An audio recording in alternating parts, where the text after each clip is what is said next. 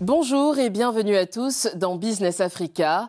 Je suis Ndéa Yoka et voici les titres de cette édition. Maroc, Madagascar, la génération Z descend dans la rue pour réclamer des réformes. Nous verrons comment ces mobilisations nées en ligne exposent aussi les jeunes à des cybermenaces croissantes. Dans notre deuxième partie, nous irons à Riyad, où Business Africa a suivi le Forum mondial sur la cybersécurité. Un rendez-vous crucial alors que l'Afrique cherche à renforcer sa défense numérique et à investir dans ses talents. De Rabat à Antananarivo, la jeunesse se mobilise pour ses droits, mais derrière ces mouvements ultra connectés se cachent des défis numériques entre cybermenaces et désinformation. Au Maroc, comme à Madagascar, les jeunes font entendre leur voix. Ces dernières semaines, des milliers de jeunes, principalement issus de la génération Z, sont descendus dans la rue pour réclamer des réformes en profondeur. À Rabat, Casablanca et Marrakech, ils dénoncent les inégalités, le manque d'accès à l'éducation et aux soins de santé, ainsi que l'absence d'opportunités économiques.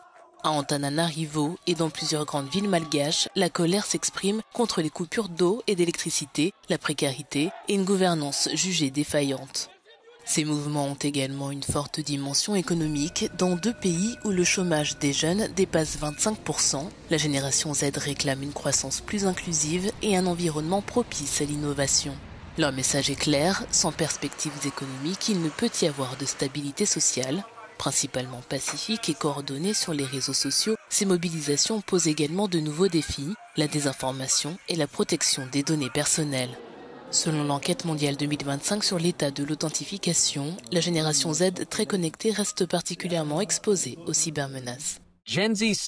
La génération Z se distingue comme le groupe démographique le plus vulnérable au phishing. 62% déclarent y avoir déjà réagi, c'est-à-dire avoir cliqué sur un lien ou ouvert une pièce jointe provenant d'une arnaque de ce type au cours de l'année écoulée. Malgré leur aisance numérique, ces jeunes sont souvent mal protégés contre les risques en ligne. Sur un continent où plus de 60% de la population a moins de 25 ans, la question centrale demeure: comment sécuriser ces mobilisations numériques tout en répondant à leurs aspirations politiques et économiques? Avec nous cette semaine, Monsieur Fawaz Moussougan. Il est consultant et expert en cybersécurité et va nous partager son expertise.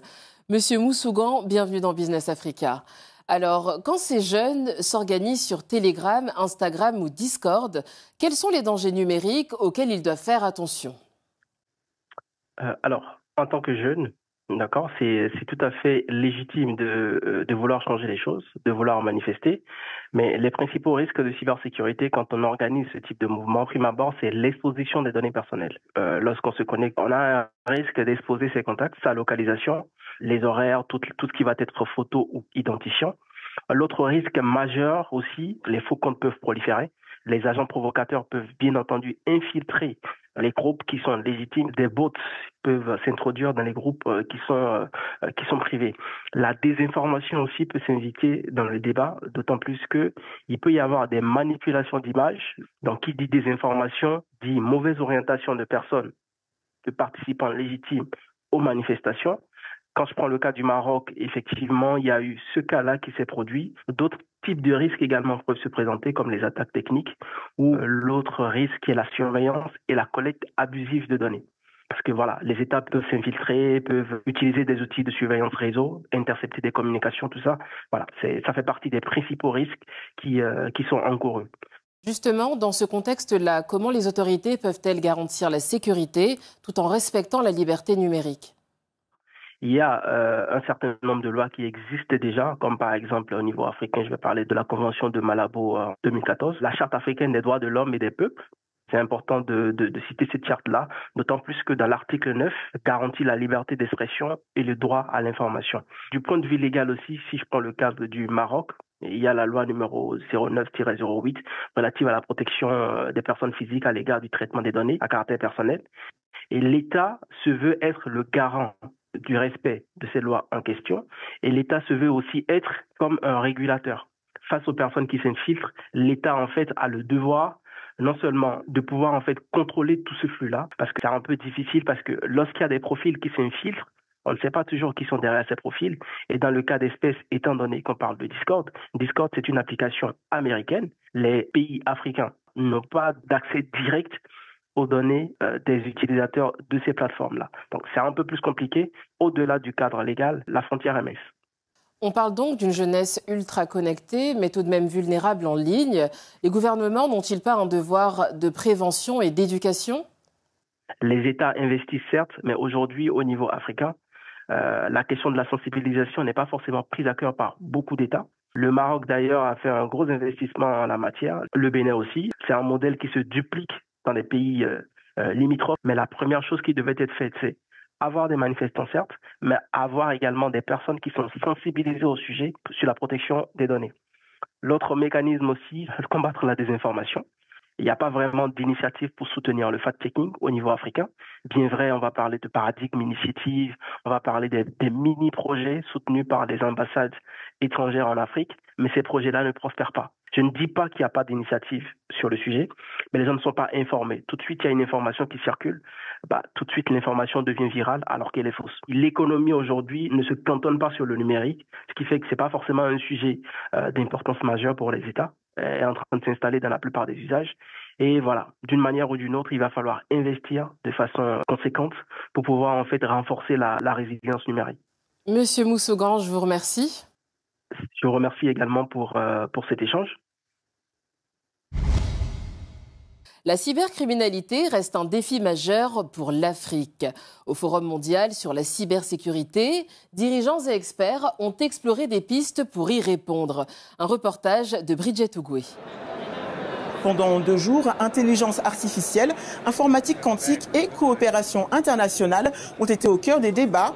Objectif, bâtir des stratégies communes face à des menaces qui ne connaissent plus de frontières. Il s'agit en effet d'une menace par nature transfrontalière qui nécessite une collaboration au-delà des frontières. Car les menaces qui pèsent sur l'Afrique proviennent probablement de l'étranger. Nous devons donc adopter une approche mondiale, car aucun pays, aucun continent ne peut lutter seul contre ces fléaux. Nous avons donc besoin des compétences et des savoir-faire de l'Afrique. Les compétences africaines, un potentiel sous-exploité. Alors que les pays dits développés investissent en moyenne $30 par habitant dans le numérique, ce chiffre tombe à moins $1 en Afrique.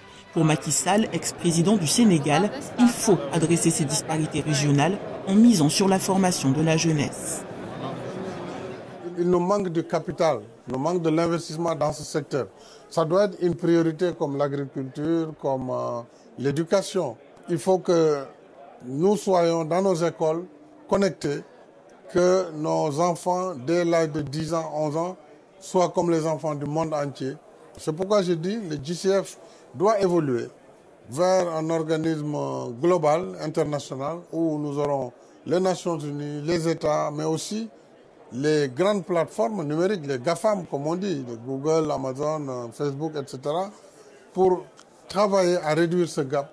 En marge du forum, l'initiative mondiale pour le renforcement des capacités dans le cyberespace a été lancée pour combler la pénurie mondiale d'experts, portée par l'Arabie Saoudite et soutenue par plusieurs agences onusiennes ainsi qu'Interpol.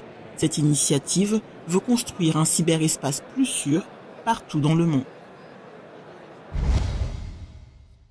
La défense seule ne suffit pas et à Riyad, coopération et formation ont également été présentées comme des clés pour préparer l'avenir numérique, notamment en renforçant les compétences.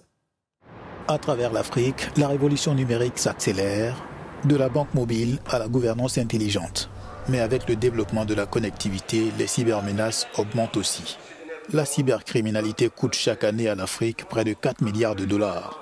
Des initiatives comme l'Africa Cybercrime Desk d'Interpol ont progressé, mais restent limitées. Nous avons formé le personnel et leurs fonctionnaires à enquêter sur la cybercriminalité ou à mener des actions préventives auprès des fournisseurs de services américains. Et cela continue. Mais ce n'est qu'une goutte d'eau dans l'océan. Cela nécessite des financements, des investissements, une certaine durabilité. Nous voyons souvent des pays bien intentionnés qui investissent des sommes d'argent sur une courte période, mais cela n'est pas durable. La question reste posée. Qui soutiendra la cyberdéfense de l'Afrique? Le secteur privé est un acteur clé, sécurité, mais il a besoin d'un environnement solide pour investir. La fragmentation des politiques et la faiblesse des cadres réglementaires continuent de freiner le développement de la cybersécurité dans de nombreux pays africains. Ceux qui veulent exporter des technologies en Afrique doivent avoir une certaine envergure. Aujourd'hui, dans de nombreux pays de cette région, nous avons des approches, des législations et des cadres fragmentés. Donc, si nous voulons développer d'énormes opportunités de croissance, il est important de s'assurer que les fondations dans ces pays, que ce soit en Asie, au Moyen-Orient, en Afrique ou en Amérique latine, sont solides.